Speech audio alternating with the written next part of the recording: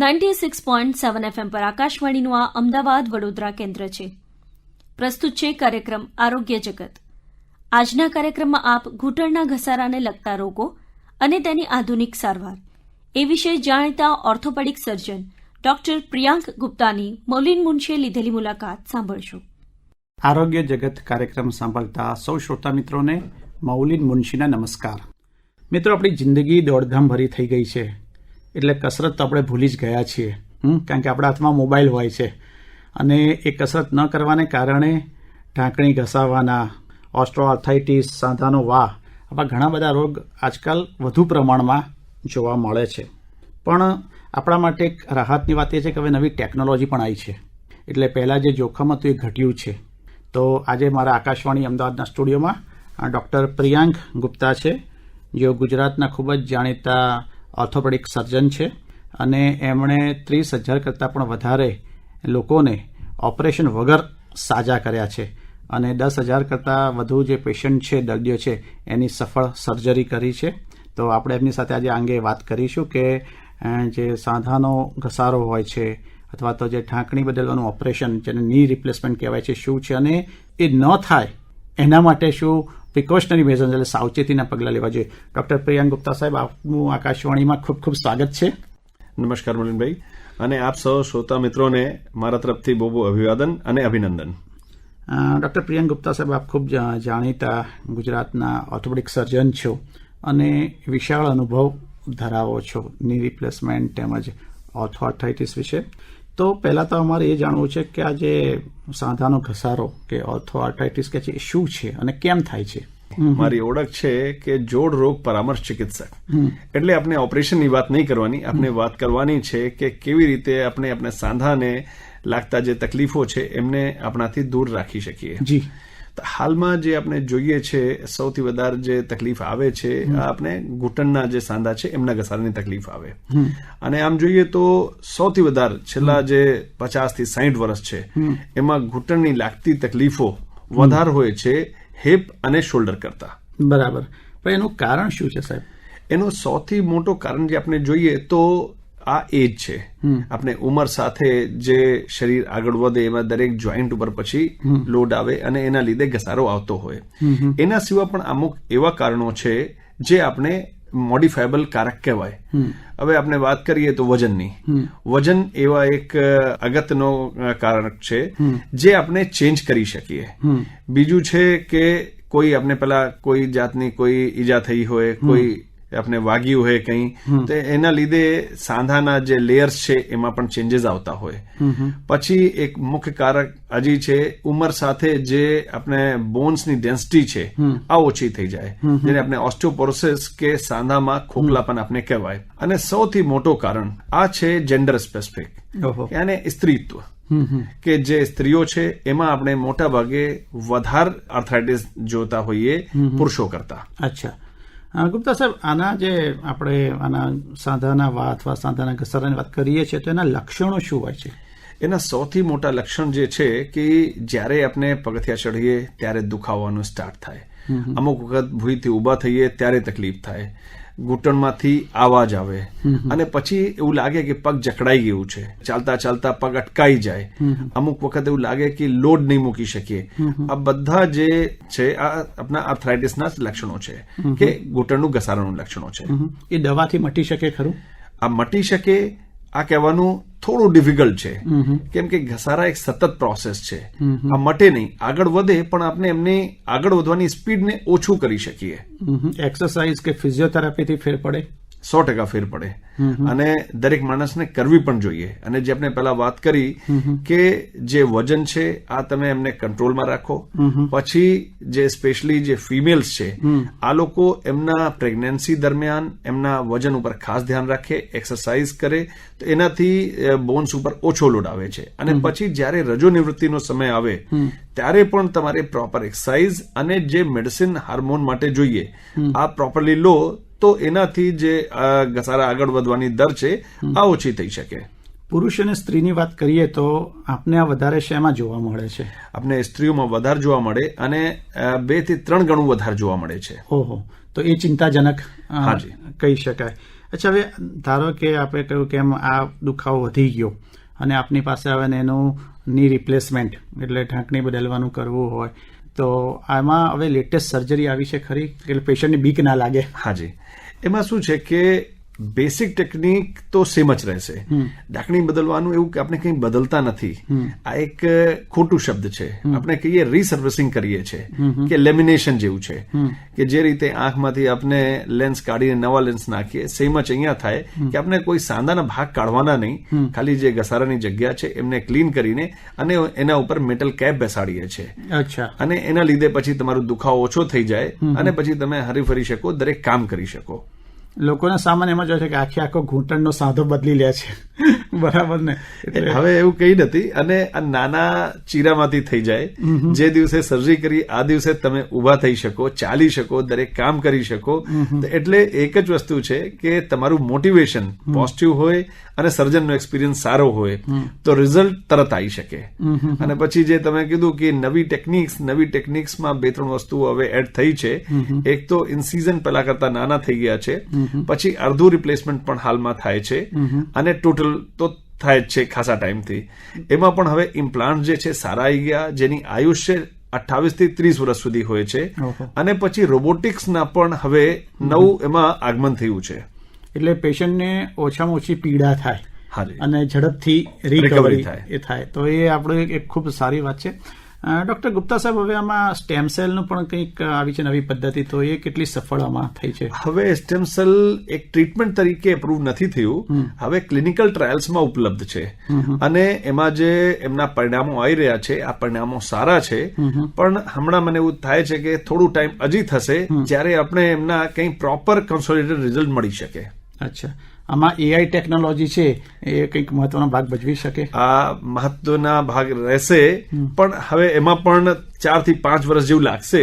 કેમ કે હવે જે રોબોટિક્સ જે સ્ટાર્ટ થઈ છે તો પછી એઆઈ ના પણ રોલ એમાં આવશે કે ડેટા જેટલું વધારે મળશે એટલા આપણે પ્રોપર ટ્રીટમેન્ટમાં હજી જે રિઝલ્ટ છે ઓપ્ટિમાઇઝ કરી શકીએ. ડોક્ટર ગુપ્તા સાહેબ, એવું ખાસ જોવા મળ્યું છે કે જે આપણા વડીલો સિનિયર સિટીઝન્સ, તો એમાં આ વધારે જોવા મળે છે ઓસ્ટિયોઆર્થરાઇટિસ છે કે ની રિપ્લેસમેન્ટ, તો એના માટે આપણે શું સાવધાની રાખવી જોઈએ? સૌથી ઇમ્પોર્ટન્ટ વસ્તુ કે આપણે પ્રોપરલી એક્સરસાઇઝ કરવું જોઈએ. ભૂઈ ઉપર બેસવાનું કામ ઓછામાં ઓછા, પગથિયા ચડ ઉતર કરવાની ઓછી. જ્યારે લિફ્ટના બાજુમાં લખેલું હોય કે સ્ટે હેલ્ધી યુઝ સ્ટેર્સ, તેમાં ઉપર આપણે એક સ્ટાર જેવું જોઈ લેવાના કે જે આપણે 40 થી વધારે ઉંમરના છીએ તો આપણે સ્ટેર્સ નહીં વાપરવાની, આપણે લિફ્ટથી જઈ શકીએ. તો જેટલું ઓછું સ્ટ્રેસ આવે અને પ્રોપર સ્પોર્ટ્સ શૂઝ વિયર કરવાના. તો જે તમે તમારી લાઈફસ્ટાઈલ થોડી મોડિફાઈ કરો, પ્રોપર સ્પોર્ટ્સ વિયર પહેરો અને સારી રીતે તમારા જે આહાર છે એમાં પોષક તત્વોના સમાવેશ કરો અને નિયમિત એક્સરસાઇઝ કરો. એનાથી આપણે એમને ઓછું કરી શકીએ. ઘણા સિનિયર સિટીઝન્સોને લાકડી રાખવામાં શરમ આવતી હોય છે, બરાબર? કે ભલે દુખાવો હોય, ઘૂંટણનો દુખાવો હોય, પણ લાકડી નથી રાખવી, આપ શું કહેશો? એના માટે હું કહીશ કે જે લોકો આમ વિચારતા હોય કે મને શરમ આવે છે, આ લોકો માટે જે રિપ્લેસમેન્ટ કે સર્જિકલ ઓપ્શન છે આ વધારે મહત્વના છે અને વધારે લાભના છે. કેમ કે જે લાકડી છે આપણે નક્કી કરવાના છે કે લાકડી આપણે ફરવા માટે જોઈએ કે રમવા માટે જોઈએ. બરાબર છે, સાચી વાત છે. એટલે ખાસ કરીને સિનિયર સિટીઝન્સે બહુ ધ્યાન રાખવું જોઈએ અને રોગ અને દુશ્મન છે એને પહેલા ઓળખી લઈએ અને જેને અટકાવી દઈએ તો વધારે સારું. આની સાથે કેટલીક મિથ ગેરમાન્યતાઓ પણ જોડાયેલી છે ડોક્ટર ગુપ્તા, તો એની વાત કરશો? એક સૌથી પહેલા તો હું તમને કહીશ કે જે સર્જરી સાથે જોડાયેલી છે કે આપણે જ્યારે ઓપરેશન કરાવીએ એના પછી આપણે ચાલી નહીં શકતા, જોઈન્ટ વધારે નથી ચાલતું, બહુ તકલીફ થાય છે, એવું કંઈ છે નહીં. હવે ટેકનોલોજી ખાસી ઇમ્પ્રૂવ થઈ ગઈ, એક્સપિરિયન્સ બહુ સારા થઈ ગયા, ઇમ્પ્લાન્ટ સારા છે. તો હવે જે રિપ્લેસમેન્ટ થાય છે આ નાના કાપાથી થઈ જાય, વગર આપણે બહુ વધારે લોહી આપણે ચડાવવાની કોઈ શક્યતા નહીં આવે અને રિકવરી ફાસ્ટ થાય કે આપણે સર્જરીના 2-3 દિવસમાં જ પછી ચાલી શકીએ વગર સપોર્ટના અને 2 થી 3 અઠવાડિયામાં આપણી રિકવરી કમ્પ્લીટ કરી શકીએ અને આ પણ ઓછી પીડા સાથે. અને બીજી વસ્તુ છે કે જે લોકોને હજી એક મિથ છે રોબોટિક્સ માટે કે રોબોટિક્સ મેન્યુઅલ સર્જરી કરતા વધારે સારું છે. એવું કંઈ નથી, કેમ કે જેટલા બધા હવે સ્ટડીઝ થઈ છે એમાં જે મેન્યુઅલ સર્જરી અને રોબોટિક સર્જરીના કમ્પેરિઝન છે, બેમાં ઓવરઓલ રિઝલ્ટ સેમ છે.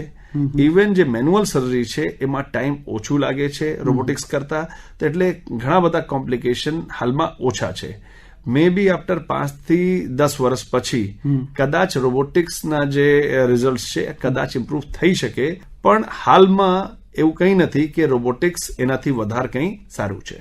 ઘણા લોકો એમ વાતમાં કહેતા હોય છે કે કેલ્શિયમની ટીકડી રોજ લો તો સાંધા નહીં ઘસાય અને મજબૂત રહેશે, તો આ કેટલું સાચું છે? કેલ્શિયમની ટીકડી ખોટું છે, કેમ કે આપણી શરીરને જેટલી જરૂર લાગતી હોય એટલી જ વસ્તુ શરીરમાં અટકાય, બધું એનાથી જે વધારે હોય પછી નીકળી જાય.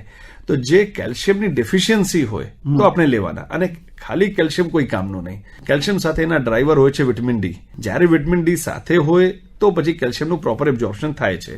તો એમાં મારી સલાહ રહેશે કે આપણા ડોક્ટરને એક વખત કન્સલ્ટ કરવાના અને જે જરૂર તપાસણી છે કરાઈને પછી આપણે ગોળીઓ લેવાની વધારે સારું રહે.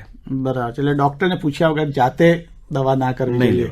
કારણ કે ઘણી વાર સાહેબ શું હોય છે, લોકો સામાન્ય માણસ બીજાને પૂછતા હોય કે તને શું થયું, તે ક્યાં સારવાર કરાય અને તું કઈ ટેબ્લેટ લે છે, અને બીજાનું પ્રિસ્ક્રિપ્શન પ્રમાણે પોતે દવા લેવાનું મને લાગે છે આ ખૂબ ગંભીર બાબત છે સાહેબ. જે રીતે એક કપડું બધાને ફિટ નહીં થઈ શકતું, સેમ જ એક ટ્રીટમેન્ટ બધાના ફિટ નહીં થઈ શકે.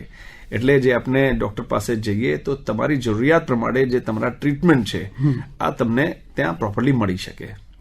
ડોક્ટર ગુપ્તા સાહેબ, ખાસ કરીને ચાલવાનું મહત્વ દરેક ડોક્ટર કહે છે, એ હાર્ટના હોય, લંગ્સના હોય કે બીજા કોઈ, આપ એને કઈ દ્રષ્ટિથી જુઓ છો કે વ્યક્તિએ રોજનું કેટલું ચાલવું જોઈએ અને કેવું ચાલવું જોઈએ?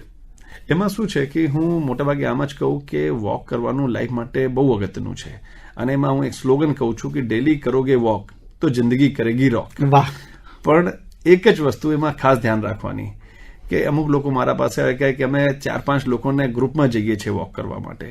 એવી વોકથી મન હલકા થાય પણ તન હલકા ના થાય.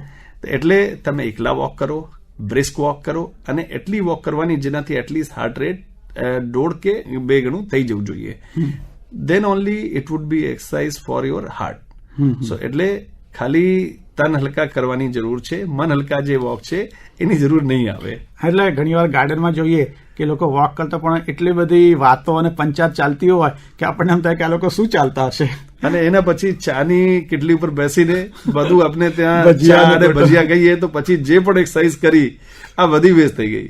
ઘણીવાર એવું જોવામાં આવે છે કે લોકો વોક કરતા પણ સાથે મોબાઈલ પર વાત કરતા વોક કરતા, તો મને લાગે છે એ પણ નકામું છે. એમાં એકચ્યુઅલી થોડા ટાઈમ પહેલા લોકો આમ મોટિવેટ કર્યું કે જે તમે જયારે મોબાઈલ ઉપર વાત કરો ત્યારે એટલીસ્ટ ચાલવાનું સ્ટાર્ટ કરો, થોડી એક્સરસાઇઝ થશે.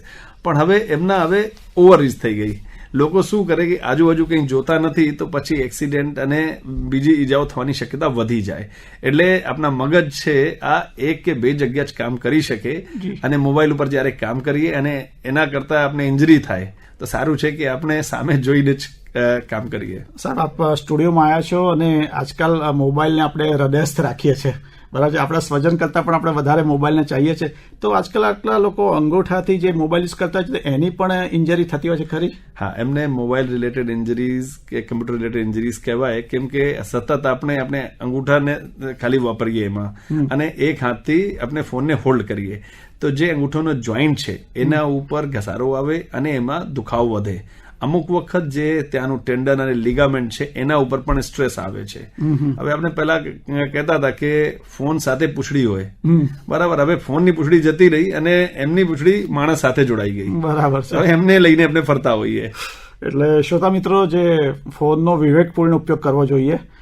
જો ફોન તમારી પર હાવી થશે તો ડોક્ટર પ્રિયાંક ગુપ્તા સાહેબે કહ્યું કે એની પણ ઇન્જરી થતી હોય છે, અને જ્યારે ડોક્ટર પાસે પહોંચે ત્યારે ઘણું મોડું થઈ ગયું, એના કરતાં એનો સંયમિત ઉપયોગ કરવો જોઈએ. સાહેબ, આપણો કાર્યક્રમ પૂરો થવા જઈ રહ્યો છે, આપ અમારા શ્રોતા મિત્રોને કોઈ મેસેજ આપવા માંગશો? આપણે આપણી વાર્તા દરમિયાન 2 વસ્તુ અમે કીધી, આ ખાલી ધ્યાન રાખવાની છે કે એક તો ડેલી કરોગે વોક તો જિંદગી કરેગી રોક, અને બીજું છે કે આપણે નક્કી કરવાના છે કે લાકડી જે છે આપણે રમવા માટે જોઈએ કે ફરવા માટે. કેમ કે આફ્ટર ઓલ જે ક્વોલિટી ઓફ લાઈફ છે આ ઇમ્પોર્ટન્ટ છે. જિંદગી લાંબી નહીં, બડી હોવી જોઈએ. બરાબર. તો ડૉક્ટર પ્રિયાંક ગુપ્તા સાહેબ, આજે આપનું ખૂબ ટાઈટ શેડ્યુલ હતું, છતાં પણ આપ સમય કાઢીને આકાશવાણી સ્ટુડિયોઝમાં આવ્યા અને અમારા શ્રોતા મિત્રોને આટલી ખૂબ સરસ ટિપ્સ આપી, માહિતી આપી, લેટેસ્ટ સર્જરી વિશે વાત કરી, તે માટે આપનો ખૂબ ખૂબ આભાર. આપ હમણાં જ સાંભળી રહ્યા હતા કાર્યક્રમ આરોગ્ય જગત.